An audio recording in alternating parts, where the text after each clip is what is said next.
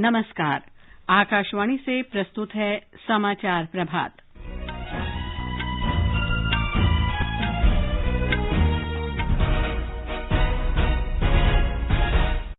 प्रधानमंत्री नरेंद्र मोदी ने कहा, देश में निर्मित 2 वैक्सीन बेहद किफायती हैं और 4 अन्य वैक्सीन तैयार की जा रही हैं। देश में कोविड से स्वस्थ होने की दर 96.43% हुई। प्रधानमंत्री द्वितीय राष्ट्रीय युवा संसद महोत्सव के समापन समारोह को आज संबोधित करेंगे। केंद्र ने पक्षियों में बर्ड फ्लू के मामलों की पुष्टि के बाद राज्यों से निगरानी बढ़ाने को कहा।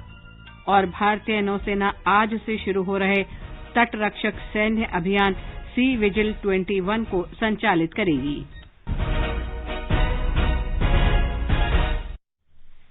समाचार प्रभात में देवेंद्र त्रिपाठी के साथ मैं लवलीन निगम। कोविड महामारी के खिलाफ देश एकजुट होकर लड़ रहा है। आप भी हमारे साथ सुरक्षा और बचाव के 3 आसान एहतियाती उपायों का संकल्प लें। मास्क पहनें, 2 गज दूरी है जरूरी, सुरक्षित दूरी बनाए रखें, हाथ और मुंह साफ रखें। और अब समाचार विस्तार से।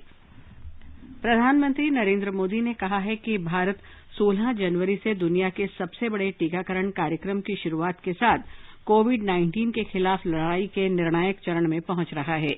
श्री मोदी कल शाम सभी राज्यों के मुख्यमंत्रियों के साथ बातचीत कर रहे थे। उन्होंने कोविड-19 की स्थिति की समीक्षा की और टीकाकरण कार्यक्रम शुरू किए जाने पर विस्तार से चर्चा की। अब हमारा देश कोरोना के खिलाफ लड़ाई में एक निर्णायक चरण में प्रवेश कर रहा है। ये चरण है वैक्सीनेशन का। जैसे यहाँ जिक्र हुआ, 16 जनवरी से हम दुनिया का सबसे बड़ा टीकाकरण अभियान शुरू कर रहे हैं। ये हम सभी के लिए गौरव की बात है कि जिन 2 वैक्सीन को इमरजेंसी यूज ऑथराइजेशन दिया गया है, वो दोनों ही मेड इन इंडिया है। इतना ही नहीं, 4 और वैक्सीन प्रोग्रेस में है। प्रधानमंत्री ने कहा कि कोविड-19 का टीकाकरण पिछले 3-4 सप्ताह से लगभग 50 देशों में चल रहा है और अब तक लगभग 2.5 करोड़ लोगों को ही टीका लगा है। उन्होंने कहा कि भारत ने अगले कुछ महीनों में 30 करोड़ लोगों को वैक्सीन देने का लक्ष्य रखा है। श्री मोदी ने कहा कि देश में बनी 2 वैक्सीन कोविशील्ड और कोवैक्सीन के आपात उपयोग की मंजूरी दे दी गई है। उन्होंने कहा कि ये दोनों वैक्सीन किफायती हैं तथा 4 और वैक्सीन विकसित की जा रही हैं। बड़ी बात जो मैं दोहराना चाहता हूं कि हमारी दोनों वैक्सीन दुनिया की दूसरी वैक्सीन से ज्यादा कॉस्ट इफेक्टिव है। हम कल्पना कर सकते हैं, अगर भारत को कोरोना टीकाकरण के लिए विदेशी वैक्सीन पर पूरी तरह निर्भर रहना पड़ता तो हमारे क्या हालत होते, कितनी बड़ी मुश्किल होती, हम उसका अंदाज लगा सकते हैं। ये वैक्सीन भारत की स्थितियां और परिस्थितियों को देखते हुए निर्मित की गई है। भारत के टीकाकरण का जो अनुभव है, जो दूर सुदूर क्षेत्रों तक पहुंचने की व्यवस्थाएं हैं, वो कोरोना वैक्सीनेशन कार्यक्रम में बहुत उपयोगी सिद्ध होने वाली है। श्री मोदी ने कहा कि पहले चरण में स्वास्थ्य कर्मियों और अन्य अग्रिम पंक्ति के कर्मचारियों को ये टीके लगाए जाएंगे। प्रधानमंत्री ने कहा कि पहले चरण में 3 करोड़ लोगों के टीकाकरण का खर्च केंद्र सरकार वहन करेगी और राज्य सरकारों को कोई खर्चा नहीं करना होगा। दूसरे चरण में 50 वर्ष से अधिक आयु और किसी भी रोग से ग्रस्त 50 वर्ष से कम आयु के लोगों को टीका लगाया जाएगा। प्रधानमंत्री ने कहा कि केंद्र सरकार और राज्यों के बीच विचार विमर्श तथा सहयोग से कोविड के खिलाफ लड़ाई में बहुत मदद मिली है और देश में संघीय व्यवस्था का अच्छा उदाहरण सामने आया है। उन्होंने कहा कि भारत में कोविड-19 महामारी की स्थिति अन्य देशों की तुलना में बेहतर है। प्रधानमंत्री ने सभी राज्यों और केंद्र शासित प्रदेशों से टीकाकरण के दौरान अफवाहों के खिलाफ कारगर व्यवस्था सुनिश्चित करने का भी आग्रह किया। उन्होंने कहा कि देश के भीतर और बाहर कुछ स्वार्थी तत्व अफवाहें फैलाने का काम कर सकते हैं। प्रधानमंत्री ने कहा कि इस टीकाकरण अभियान का सबसे महत्वपूर्ण पहलू उन लोगों की पहचान और निगरानी करना है जिन्हें टीके की आवश्यकता है। इसके लिए कोविन डिजिटल प्लेटफॉर्म तैयार किया गया है। उन्होंने कहा कि किसी व्यक्ति को पहला टीका लगाए जाने के बाद कोविन तत्काल एक डिजिटल टीकाकरण प्रमाण पत्र तैयार करेगा। ये प्रमाण पत्र दूसरा टीका लगाने का समय सूचित करेगा, जिसके बाद अंतिम प्रमाण पत्र दिया जाएगा। देश के विभिन्न हिस्सों में बर्ड फ्लू की मौजूदा स्थिति पर प्रधानमंत्री ने कहा कि सरकार ने इस बारे में रूपरेखा तैयार की है। बैठक में गृह मंत्री अमित शाह ने कहा कि देश ने प्रधानमंत्री और मुख्यमंत्रियों के नेतृत्व में कोविड से निपटने में अन्य देशों की तुलना में बेहतर काम किया है। उन्होंने कहा कि टीकाकरण अभियान में भी राज्यों को ऐसा ही बेहतर समन्वय जारी रखना चाहिए। मुख्यमंत्रियों ने टीकाकरण के शुरू करने पर प्रसन्नता व्यक्त की। मुख्यमंत्रियों ने टीकाकरण को लेकर कुछ मुद्दों और चिंताओं का उल्लेख किया, जिनके समाधान के तरीके बैठक में स्पष्ट किए गए। सरकार ने कहा है कि किसी भी व्यक्ति को टीकाकरण कार्यक्रम पूरा करने के लिए 28 दिन के अंतराल पर वैक्सीन की 2 खुराक लेनी होगी। स्वास्थ्य मंत्रालय ने कोविड-19 वैक्सीन के बारे में अक्सर पूछे जाने वाले प्रश्नों के उत्तर की एक श्रृंखला तैयार की है। मंत्रालय ने बताया कि कोविड-19 वैक्सीन की दूसरी खुराक प्राप्त करने के 2 सप्ताह बाद एंटीबॉडी के सुरक्षात्मक स्तर विकसित होते हैं। मंत्रालय ने स्पष्ट किया है कि कोविड-19 के लिए टीकाकरण स्वैच्छिक है, लेकिन इस बीमारी से बचाव के लिए कोविड-19 वैक्सीन की पूरी खुराक लेने की सलाह दी गई है। ये वैक्सीन परिवारजनों, दोस्तों, रिश्तेदारों, सहकर्मियों और अन्य करीबी संपर्कों में इस बीमारी के फैलने से भी रोकेगी। मध्य प्रदेश के मुख्यमंत्री शिवराज सिंह चौहान ने कहा है कि कोविड-19 टीकाकरण अभियान के लिए राज्य पूरी तरह से तैयार है। वे भोपाल में प्रधानमंत्री नरेंद्र मोदी की मुख्यमंत्रियों के साथ वीडियो कॉन्फ्रेंस में शामिल होने के बाद संवाददाताओं से बातचीत कर रहे थे। ब्यौरा हमारे संवाददाता से।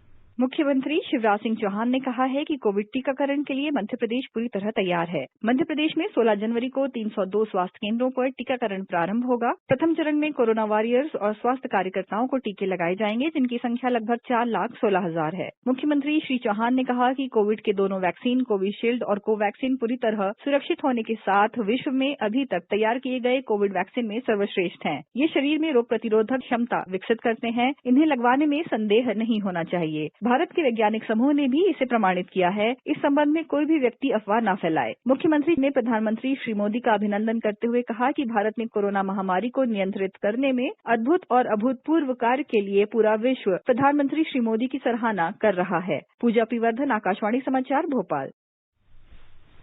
बिहार स्वास्थ्य विभाग ने जिलाधिकारियों से कहा है कि वे कोविड-19 टीकाकरण कार्यक्रम के वेबकास्ट की व्यवस्था करें। इस शनिवार को स्वास्थ्य कार्यकर्ताओं के साथ देश भर में टीकाकरण अभियान आरंभ किया जा रहा है। सरकारी निर्धारित केंद्रों पर टीकाकरण किया जाना है। टीकाकरण के पहले दिन राज्य के कुल 300 निर्धारित केंद्रों की पहचान की गई है। सरकार पहले दिन के कार्यक्रम का आकलन करेगी और उसके बाद अपने 700 स्वास्थ्य केंद्रों में टीकाकरण सुविधा का विस्तार करने का निर्णय करेगी। देश में कोविड-19 महामारी से स्वस्थ होने की दर 96.43% हो गई है। स्वास्थ्य मंत्रालय ने कहा है कि इस समय देश में कोविड रोगियों की कुल संख्या संक्रमण के मामलों की संख्या का सिर्फ 2.13% है और इलाज करा रहे रोगियों की कुल संख्या 2,22,000 रह गई है। मंत्रालय ने कहा है कि इस समय देश में कोविड-19 से होने वाली मौतों की दर 1.44% है, जो दुनिया में अधिकांश देशों की तुलना में बहुत कम है। बिहार में कोविड के सक्रिय मामलों की संख्या लगातार घट रही है। इस समय विभिन्न अस्पतालों में 3,907 रोगियों का इलाज चल रहा है। इनमें से पिछले 24 घंटों के दौरान 378 रोगी संक्रमण मुक्त हुए हैं, जबकि 213 नए मामले दर्ज किए गए हैं। अब तक 2,51,644 रोगी स्वस्थ हो चुके हैं। कर्नाटक में पिछले 24 घंटों के दौरान कोविड के 496 नए मामले दर्ज किए गए। 797 रोगी स्वस्थ हुए और 4 लोगों की मृत्यु हुई। पहली बार कोरोना के नए मामले 500 से कम रहे। हमारे बेंगलुरु संवाददाता ने बताया कि राज्य के स्वास्थ्य मंत्री डॉक्टर के सुधाकर के अनुसार इस शनिवार को कोविड टीकाकरण अभियान के लिए राज्य में सभी तैयारियां पूरी कर ली गई हैं। कर्नाटक के स्वास्थ्य मंत्री डॉक्टर के सुधाकर ने बताया कि प्रारंभिक चरण में स्वास्थ्य कार्यकर्ताओं, पुलिस कर्मियों, ग्रामीण विकास कर्मियों और अन्य अग्रणी पंक्ति के कोरोना योद्धाओं सहित 16 लाख से अधिक लोगों को टीका लगाया जाएगा। कल बेंगलुरु में मीडिया से बात करते हुए उन्होंने कहा कि 2 चरणों में वैक्सीन दी जाएगी। पहली वैक्सीन के 28 दिन के बाद दूसरा टीका दिया जाएगा। 45 दिन तक सावधानी बरतनी होगी। डॉक्टर सुधाकर ने यह भी बताया कि टीके की सुरक्षा को लेकर घबराने की आवश्यकता नहीं है। दूसरे चरण में 50 वर्ष से अधिक आयु के लोगों और अन्य जरूरतमंदों को टीका लगाया जाएगा। बेंगलुरु से आर मूर्ति की रिपोर्ट के साथ समाचार कक्ष से विजय लक्ष्मी कासोटिया। अंडमान निकोबार द्वीप समूह में कोविड-19 रोगियों की संख्या घटकर 17 हो गई है। सभी 17 रोगी दक्षिण अंडमान जिले के हैं। कल 3 लोगों के संक्रमित होने और 9 रोगियों के स्वस्थ होने की पुष्टि हुई। अंडमान निकोबार द्वीप समूह में संक्रमण के कुल 4,963 मामलों में से 4,884 लोग स्वस्थ हो चुके हैं। स्वस्थ होने की दर 98.4% तक पहुंच गई है। अब तक 62 लोगों के संक्रमण से मरने की पुष्टि हुई है। प्रधानमंत्री वीडियो कॉन्फ्रेंस के माध्यम से आज 10:30 बजे द्वितीय राष्ट्रीय युवा संसद महोत्सव के समापन समारोह को संबोधित करेंगे।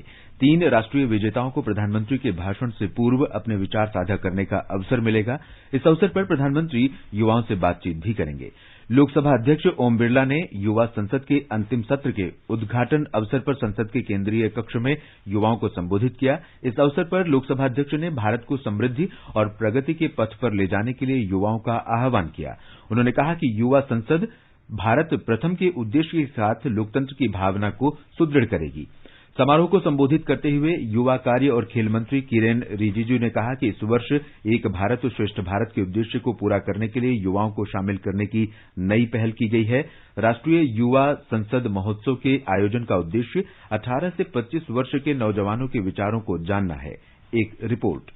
राष्ट्रीय युवा संसद महोत्सव का लक्ष्य 18 से 25 वर्ष के युवाओं के विचारों को सुनना है, जो मतदान करने का अधिकार रखते हैं और आने वाले वर्षों में सार्वजनिक सेवाओं सहित विभिन्न सेवाओं में शामिल होंगे। राष्ट्रीय युवा संसद महोत्सव प्रधानमंत्री के विचारों पर आधारित है, जो उन्होंने 31 दिसंबर 2017 को मन की बात कार्यक्रम में व्यक्त किए थे। प्रधानमंत्री से प्रेरित होकर प्रथम राष्ट्रीय युवा संसद महोत्सव का आयोजन 12 जनवरी से 27 जनवरी 2019 के बीच जिला, राज्य और राष्ट्रीय स्तर पर आयोजित किया गया था। इसका विषय था नए भारत की आवाज बने, समाधान तलाशें और नीति में योगदान करें। इस कार्यक्रम में 88,000 युवाओं ने हिस्सा लिया था। वहीं दूसरा युवा संसद महोत्सव ऑनलाइन माध्यम से पिछले साल 23 दिसंबर को आयोजित किया गया था और इसमें देश भर के 2,34,000 से अधिक युवाओं ने भाग लिया था। दीपेंद्र कुमार, आकाशवाणी समाचार, दिल्ली। 27 फरवरी 2019 को प्रधानमंत्री ने पहली राष्ट्रीय युवा संसद महोत्सव के 3 विजेताओं को पुरस्कृत किया, जिन्हें प्रधानमंत्री की उपस्थिति में अपने विचार प्रस्तुत करने का अवसर मिला। दूसरा राष्ट्रीय युवा संसद महोत्सव 2021 भी बड़े उत्साह से मनाया जा रहा है। इसकी शुरुआत पिछले 23 तारीख को वर्चुअल रूप से हुई। देश भर में 23 लाख से अधिक युवाओं और अन्य लोगों ने जिला, राज्य और राष्ट्रीय स्तर पर आयोजित कार्यक्रमों को देखा। इसके बाद जिला युवा संसद का आयोजन किया गया। इसमें सभी राज्यों और केंद्र शासित प्रदेशों के 698 जिलों के 2,34,000 युवाओं ने हिस्सा लिया। इसके बाद राज्य युवा संसद का आयोजन भी वर्चुअल रूप से 5 जनवरी को किया गया, जिसमें जिलों के पहले और दूसरे स्थान पर रहे 1,345 नौजवानों ने भाग लिया। जिला और राज्य संसद के दौरान प्रतिभागियों ने किसी निश्चित विषय पर 4 मिनट तक अपने विचार व्यक्त किए। 5 सदस्यों वाले निर्णायक मंडल ने इनके भाषणों का मूल्यांकन किया। सप्ताह भर चलने वाला राष्ट्रीय युवा महोत्सव युवा उत्साह नए भारत का भी आज संसद के केंद्रीय कक्ष में शुरू हो रहा है। युवा मामले और खेल मंत्रालय द्वारा हर साल आयोजित किया जाने वाला ये महोत्सव युवा आइकन स्वामी विवेकानंद की जयंती के उपलक्ष्य में मनाया जाता है। इस वर्ष ये उत्सव वर्चुअल माध्यम से मनाया जा रहा है, जिसमें प्रत्येक राज्य की प्रतिभाओं को शामिल किया गया है। राष्ट्रीय युवा महोत्सव के दौरान प्रतिस्पर्धी और गैर प्रतिस्पर्धी सांस्कृतिक कार्यक्रम, मार्शल आर्ट प्रदर्शनियां, बौद्धिक विचार विमर्श, युवा कलाकारों के शिविर, सेमिनार और साहसिक कार्यक्रम आयोजित किए गए हैं। इस महोत्सव के दौरान राष्ट्रीय युवा पुरस्कार दिए जाएंगे।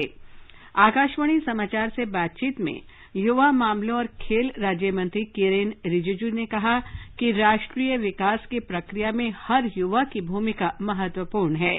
उन्होंने कहा कि राष्ट्रीय युवा महोत्सव प्रत्येक युवा में इस विश्वास को स्थापित करने का प्रयास करता है। उन्होंने कहा कि राष्ट्र निर्माण में योगदान देने के लिए एक आइकन होना आवश्यक नहीं है। श्री रिजिजू ने कहा कि देश का युवा किसी भी देश में विकास का एक महत्वपूर्ण स्तंभ है। युवा महोत्सव युवाओं को राष्ट्र निर्माण गतिविधियों के लिए प्रोत्साहित करने का एक प्रयास है। किसी भी देश का असली ताकत युवा शक्ति होता है। युवा शक्ति को जिसने पहचान लिया वो देश मजबूत है। तो युवा शक्ति को देश के निर्माण में कैसे योगदान करना चाहिए, ये एक तरीके से वो सेलिब्रेशन है। भारत के कोने कोने में जितना जो युवाओं का संगठन है और हर एक युवा को हम किसी न किसी तरीके से डायरेक्टली इनडायरेक्टली जुड़ रहे हैं और साथ साथ में हम अपने कार्यक्रम में सम्मिलित करते हुए ये सेलिब्रेशन कर रहे हैं। जो विकसित भारत का सपना है उसमें युवाओं का योगदान को किस तरीके से हम इसको इस्तेमाल करना चाहिए, ये युवा महोत्सव में एक दिशा देता है। राष्ट्र आज युवाओं के प्रेरणा स्रोत स्वामी विवेकानंद की जयंती मना रहा है। देश के महान आध्यात्मिक नेताओं में प्रमुख स्वामी विवेकानंद ने विश्व को भारतीय आध्यात्म, वेदांत और योग से परिचित कराया। स्वामी विवेकानंद की जयंती देश में राष्ट्रीय युवा दिवस के रूप में भी मनाई जाती है। पश्चिम बंगाल में भी स्वामी विवेकानंद की जयंती धूमधाम से मनाई जा रही है। इस अवसर पर कई कार्यक्रम आयोजित किए जा रहे हैं। राज्य के मंत्री उत्तर कोलकाता स्थित स्वामी जी के पैतृक आवास पर जाकर उन्हें श्रद्धांजलि दे रहे हैं। इस अवसर पर हावड़ा में रामकृष्ण मिशन के मुख्यालय बेल्लूर मठ में भी विशेष कार्यक्रम आयोजित किए गए हैं। आगे बढ़ने से पहले एक नजर मुख्य समाचारों पर। प्रधानमंत्री नरेंद्र मोदी ने कहा, देश में निर्मित 2 वैक्सीन बेहद किफायती हैं और 4 अन्य वैक्सीन तैयार की जा रही हैं। देश में कोविड से स्वस्थ होने की दर 96.43% हुई। प्रधानमंत्री द्वितीय राष्ट्रीय युवा संसद महोत्सव के समापन समारोह को आज संबोधित करेंगे। केंद्र ने पक्षियों में बर्ड फ्लू के मामलों की पुष्टि के बाद राज्यों से निगरानी बढ़ाने को कहा।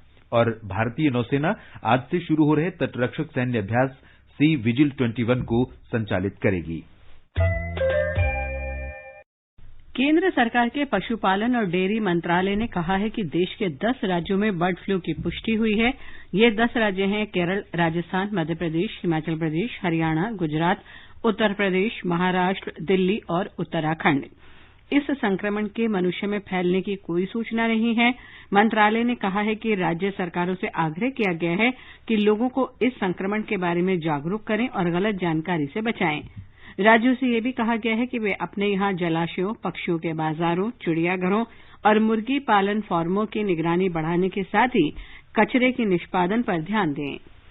दिल्ली के उपराज्यपाल अनिल बैजल ने कहा है कि राजधानी में हाल ही में एवियन इन्फ्लुएंजा के मामले सामने आने के बाद अधिकारियों को निगरानी बढ़ाने की सलाह दी गई है। एक ट्वीट में श्री बैजल ने कहा कि नागरिकों को सलाह दी गई है कि पूरी सावधानी बरतें और किसी भी सहायता की आवश्यकता पड़ने पर हेल्पलाइन नंबर 011-2389-0318 पर फोन करें। उत्तर प्रदेश के मुख्यमंत्री योगी आदित्यनाथ ने राज्य में बर्ड फ्लू के कारण अतिरिक्त सतर्कता बरतने के निर्देश दिए हैं।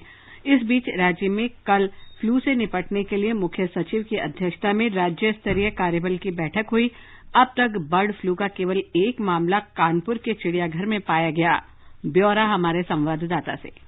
प्रदेश के मुख्य सचिव राजेंद्र कुमार तिवारी ने कहा कि लोगों को बर्ड फ्लू के बारे में जागरूक किया जाए और सूचना विभाग के माध्यम से ये जानकारी दी जाए कि उन्हें क्या करना है और क्या नहीं। उन्होंने सभी विभागों की तरफ से उनके द्वारा की गई तैयारियों के बारे में जानकारी ली और कहा कि उनके स्तर से बीमारी के बचाव के लिए सुरक्षात्मक कदम तत्काल उठाए जाएं। मरने वाले पक्षियों की सूचना आम लोग आपातकालीन नंबरों पर और मुख्यमंत्री हेल्पलाइन पर दे सकते हैं। पशुपालन निदेशालय में भी कंट्रोल रूम स्थापित किया गया है जो 24 घंटे सक्रिय है। इस बीच राज्य में सभी स्थानों पर प्रशासन हाई अलर्ट पर है और टीमें गठित कर पक्षियों के नमूनों की लगातार जांच की जा रही है। लोगों को भी सलाह दी गई है कि वो पक्षियों के मरने या उनके शरीर में किसी किस्म की गड़बड़ी या रंग बदलने की हालत में तुरंत आपातकालीन नंबरों पर सूचना दें। कानपुर और उसके आसपास के जिलों में विशेष एहतियात बरता जा रहा है। सुशील चंद्र तिवारी, आकाशवाणी समाचार, लखनऊ। बृहन मुंबई नगर निगम ने महाराष्ट्र में बर्ड फ्लू के मामलों को देखते हुए आवश्यक दिशा निर्देश जारी किए हैं। शहर में बर्ड फ्लू से 2 लोगों की मौत होने की खबर के बाद निगम ने मुंबई वासियों से अपील की है कि बर्ड फ्लू के किसी भी मामले का पता लगने के बाद आपात विभाग के हेल्पलाइन नंबर पर तत्काल संपर्क करें। ब्यौरा हमारे संवाददाता से।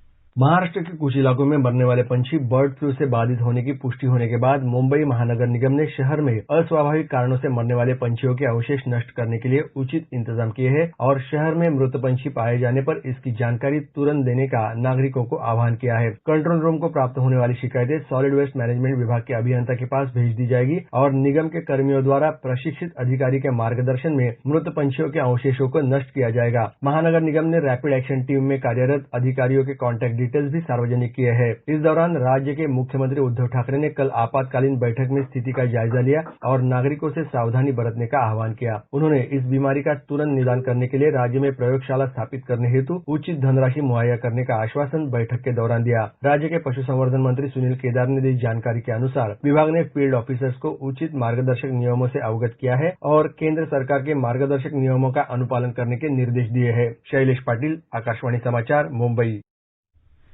गुजरात के कई क्षेत्रों में बर्ड फ्लू के मद्देनजर राज्य सरकार ने करुणा अभियान के लिए मानक संचालन प्रक्रिया की घोषणा की है। मुख्यमंत्री विजय रूपाणी ने कल वन, पर्यावरण और पशुपालन विभाग के वरिष्ठ अधिकारियों के साथ बैठक की। मुख्यमंत्री ने इस वर्ष करुणा अभियान में शामिल लोगों के लिए विशेष एहतियाती उपाय अपनाने के दिशा निर्देश जारी किए हैं। विवरण हमारे संवाददाता से। गुजरात सरकार द्वारा प्रतिवर्ष पतंग उत्सव के दौरान घायल पक्षियों को बचाने के लिए करुणा अभियान चलाया जाता है, लेकिन इस बार जूनागढ़, वडोदरा, सूरत और वलसाड़ जिलों में बर्ड फ्लू के पुष्ट मामलों को देखते हुए पक्षी बचाओ अभियान में शामिल कर्मचारियों और स्वयंसेवी संस्थाओं के कार्यकरों को विशेष सावधानी बरतने के लिए कहा गया है। इसके अनुसार करुणा अभियान में काम करने वाले सभी स्वास्थ्य कर्मचारियों को मास्क पहनना, सामाजिक दूरी बनाए रखना और साबुन से हाथ धोना या सैनिटाइज करना जैसी कोविड-19 की मार्गदर्शिका का अनिवार्य रूप से पालन करना होगा। ऐसे सभी कार्यकरों को पक्षी बचाओ अभियान के दौरान पीपीई किट और हैंड ग्लोव्स पहनना जरूरी होगा। मरे हुए पक्षियों को जीप लॉक वाली प्लास्टिक बैग में पशुपालन विभाग के स्वास्थ्य केंद्र में सौंपना पड़ेगा, जबकि घायल पक्षियों को उचित कंटेनर में सावधानी से ले जाना होगा। अहमदाबाद, वडोदरा, सूरत और राजकोट नगर निगमों को PPE kit, hand gloves, jeep वाली प्लास्टिक बैग और कंटेनर उपलब्ध कराने के लिए कहा गया है। योगेश पंड्या, आकाशवाणी समाचार, अहमदाबाद। भारतीय नौसेना का 2 दिन का तटरक्षक अभ्यास सी विजिल 21 आज से शुरू हो रहा है। इससे पहले जनवरी 2019 में यह अभ्यास आयोजित किया गया था। इस अभ्यास में समुद्री तट की 7,516 किलोमीटर सीमा को कवर किया जाएगा। अभ्यास में देश का विशेष आर्थिक क्षेत्र भी शामिल होगा। इसमें अन्य समुद्री हितधारकों के साथ वो सभी 13 तटीय राज्य और केंद्र शासित प्रदेश शामिल होंगे जिनकी सीमाएं समुद्र के साथ लगती हैं। सड़क परिवहन और राजमार्ग मंत्री नितिन गडकरी आज खादी और ग्रामोद्योग आयोग द्वारा विकसित नए पेंट को जारी करेंगे। पर्यावरण की दृष्टि से सुरक्षित और विषाक्तता से मुक्त इस पेंट को खादी प्राकृतिक पेंट नाम दिया गया है, जो अपनी तरह का पहला पेंट है। इसे बनाने में मुख्य रूप से गाय के गोबर का इस्तेमाल किया जाता है और ये किफायती तथा गंधहीन है। किसानों की आमदनी बढ़ाने की प्रधानमंत्री की सोच से प्रेरित होकर इस पेंट को उत्पादित किया जा रहा है। असम में निर्वाचन आयोग का एक दल आज गुवाहाटी में निचले असम और बराक घाटी के उपायुक्त और पुलिस अधीक्षक के साथ चुनावी तैयारी से संबंधित समीक्षा बैठक करेगा। बैठक सुबह 9 बजे आरंभ होगी, जिसमें इस साल वहां होने वाले विधानसभा चुनाव से पहले इसकी तैयारियों की समीक्षा की जाएगी। भारतीय जनता पार्टी के राष्ट्रीय अध्यक्ष जेपी नड्डा ने कल गुवाहाटी के अमीन गांव में प्रदेश भाजपा पदाधिकारियों के साथ बैठक की। श्री नड्डा कल शाम सिलचर से गुवाहाटी पहुंचे। श्री नड्डा की यात्रा से असम में भाजपा की चुनावी तैयारी तेज होगी। क्षेत्रीय संपर्क योजना उड़ान, उड़े देश का आम आदमी योजना के अंतर्गत कर्नाटक के कलबुर्गी से आंध्र प्रदेश के तिरुपति के बीच सीधी दैनिक उड़ान का शुभारंभ किया गया है। नागर विमानन मंत्रालय ने बताया कि कलबुर्गी हवाई अड्डे ने हाल ही में सफलतापूर्वक इस सेवा का 1 वर्ष पूरा किया है और ये देश का सबसे तेज विकसित होने वाला हवाई अड्डा बन गया है। मुंबई पुलिस ने ब्रॉडकास्ट ऑडियंस रिसर्च काउंसिल के अधिकारियों और एआरजी आउटलेयर प्राइवेट लिमिटेड के कर्मचारियों के खिलाफ कल टेलीविजन रेटिंग प्वाइंट हेराफेरी मामले में एक पूरक आरोप पत्र दाखिल किया है। आरोप पत्र में रिपब्लिक टीवी के मुख्य कार्यकारी अधिकारी विकास खानचंदानी, पूर्व मुख्य परिचालन अधिकारी रोमिल रामगढ़िया और ब्रॉडकास्ट ऑडियंस रिसर्च काउंसिल के पूर्व कार्यकारी अधिकारी और प्रबंध भागीदार पार्थो दासगुप्ता के नाम शामिल हैं। केंद्रीय मंत्री श्रीपद येसो नाइक की हालत स्थिर बनी हुई है। उनका गोवा के बम्बोलिम में गोवा मेडिकल कॉलेज और अस्पताल में इलाज चल रहा है। कल वे कर्नाटक में एक कार दुर्घटना में घायल हो गए थे। श्री नाइक, जो केंद्रीय आयुष मंत्री, स्वतंत्र प्रभार और रक्षा राज्य मंत्री हैं, को देर रात गोवा के अस्पताल लाया गया था। केंद्रीय मंत्री की पत्नी विजया और सहायक दीपक की इस दुर्घटना में मौत हो गई। दुर्घटना कर्नाटक के उत्तरी कन्नड़ जिले के हाशकांबी के पास हुई। और अब एक नजर आज के मौसम पूर्वानुमान पर। राष्ट्रीय राजधानी दिल्ली में सवेरे घना कोहरा छाया रहा और दिन में तेज हवाएं चलने की संभावना है। न्यूनतम तापमान 6 डिग्री और अधिकतम 18 डिग्री सेल्सियस के आसपास रहने का अनुमान है। मुंबई में आसमान साफ रहेगा, तापमान 23 डिग्री से 35 डिग्री सेल्सियस के बीच रह सकता है। चेन्नई में आमतौर से बादल छाए रहेंगे, हल्की बारिश या बूंदाबांदी हो सकती है। तापमान 25 से 30 डिग्री सेल्सियस के बीच रहेगा। कोलकाता में घना कोहरा छाया रहा, दिन में आंशिक रूप से बादल छाए रहने की संभावना है। न्यूनतम तापमान 18 डिग्री सेल्सियस दर्ज किया गया और अधिकतम तापमान 29 डिग्री सेल्सियस रहने के आसार हैं। श्रीनगर में सवेरे घना कोहरा छाया रहा और बाद में आसमान साफ रह सकता है। तापमान 0 से 2 डिग्री नीचे और अधिकतम 6 डिग्री सेल्सियस के बीच रहेगा। जम्मू में सवेरे घना कोहरा छाया रहा और बाद में आसमान साफ रहने की उम्मीद है। न्यूनतम तापमान 7 डिग्री सेल्सियस रहा, जबकि अधिकतम तापमान 15 डिग्री सेल्सियस रहने का अनुमान है। लेह में आमतौर से आसमान साफ रहेगा। न्यूनतम तापमान 0 से 14 डिग्री सेल्सियस नीचे दर्ज किया गया है। ये समाचार हमारी वेबसाइट newsonair.com/hindi पर भी उपलब्ध हैं। और देवेंद्र, आप बताएं आज के समाचार पत्रों में क्या खास है? जी लवलीन, प्रधानमंत्री नरेंद्र मोदी का बयान, टीकाकरण अभियान के पहले चरण में 3 करोड़ लोगों, स्वास्थ्य कर्मियों और अग्रिम पंक्ति के कर्मचारियों के टीकाकरण का खर्च केंद्र सरकार वहन करेगी, राष्ट्रीय सहारा सहित सभी अखबारों में है। दैनिक जागरण ने प्रधानमंत्री की इस अपील को प्रमुखता से दिया है कि कोरोना वैक्सीन को लेकर अफवाहों पर लगाएं अंकुश। नवभारत टाइम्स कहता है, भारत के टीके किफायती भी, हमारी जरूरत के मुताबिक भी। जनसत्ता की सुर्खी है, प्रधानमंत्री ने वैज्ञानिकों की तारीफ की, कहा प्रभावी टीके के लिए सभी सावधानियां बरती गईं। बर्ड फ्लू से संबंधित खबरें लगभग सभी अखबारों में हैं। राष्ट्रीय सहारा लिखता है, दिल्ली समेत 10 राज्यों में बर्ड फ्लू, जलाशयों, जीवित पक्षियों के बाजार, मुर्गी पालन केंद्र और चिड़ियाघर के आसपास निगरानी बढ़ाने के निर्देश। दैनिक जागरण की सुर्खी है, दिल्ली सरकार ने दूसरे राज्य से आने वाले पैक चिकन पर भी रोक लगाई। महिला पायलटों ने लिखी आसमान में नई इबारत शीर्षक से राष्ट्रीय सहारा ने लिखा है, एयर इंडिया की 4 महिला पायलटों ने सैन फ्रांसिस्को से उड़ान भरते हुए 13,993 किलोमीटर की दूरी तय कर बेंगलुरु हवाई अड्डे पर सुरक्षित लैंडिंग की। दैनिक भास्कर कहता है, महिला क्रू की दुनिया की सबसे लंबी उड़ान सफल। 50,000 होने की ओर बढ़ा सेंसेक्स। दैनिक जागरण के अर्थ जगत की खबर है, पत्र लिखता है 49,000 के ऊपर कल खुला बाजार, निवेशकों में रहा उत्साह। अमर उजाला ने अमेरिका में भारतीय मूल के जाने माने लेखक और उपन्यासकार वेद मेहता के निधन पर लिखा है, अमेरिका को भारत के बारे में ज्ञान देने वाले वेद मेहता ने 3 साल में आंखें गंवाने के बाद भी दृष्टिहीनता को बाधा नहीं बनने दिया। सिडनी क्रिकेट टेस्ट मैच में ऑस्ट्रेलिया के साथ ड्रॉ खेलने पर नवभारत टाइम्स की सुर्खी है, दर्द फब्तियां सब सहा, भारत ने ऐसे बचाया मैच। हिंदुस्तान लिखता है, सिडनी में 3.5 घंटे बल्लेबाजी कर टेस्ट मैच ड्रॉ कराया, 41 साल बाद चौथी पारी में हुआ ऐसा कारनामा। राजस्थान पत्रिका ने गुलमर्ग में बर्फबारी का चित्र देते हुए लिखा है, बर्फ की झालर, गुलमर्ग में पारा -9.6 डिग्री। दैनिक भास्कर की सुर्खी है, कश्मीर में बर्फबारी से 10 साल का रिकॉर्ड टूटा। अमर उजाला की सुर्खी है, दिल्ली सहित उत्तर भारत में बर्फीली हवा का सितम, दिन भर कांपते रहे लोग। अंत में मुख्य समाचार एक बार फिर। प्रधानमंत्री नरेंद्र मोदी ने कहा, देश में निर्मित 2 वैक्सीन बेहद किफायती हैं और 4 अन्य वैक्सीन तैयार की जा रही हैं। देश में कोविड से स्वस्थ होने की दर 96.43% हुई। प्रधानमंत्री द्वितीय राष्ट्रीय युवा संसद महोत्सव के समापन समारोह को आज संबोधित करेंगे। केंद्र ने पक्षियों में बर्ड फ्लू के मामलों की पुष्टि के बाद राज्यों से निगरानी बढ़ाने को कहा। और भारतीय नौसेना आज से शुरू हो रहे तट रक्षक सैन्य अभियान सी विजिल 21 को संचालित करेगी। इसके साथ ही समाचार प्रभात का ये अंक समाप्त हुआ। नमस्कार।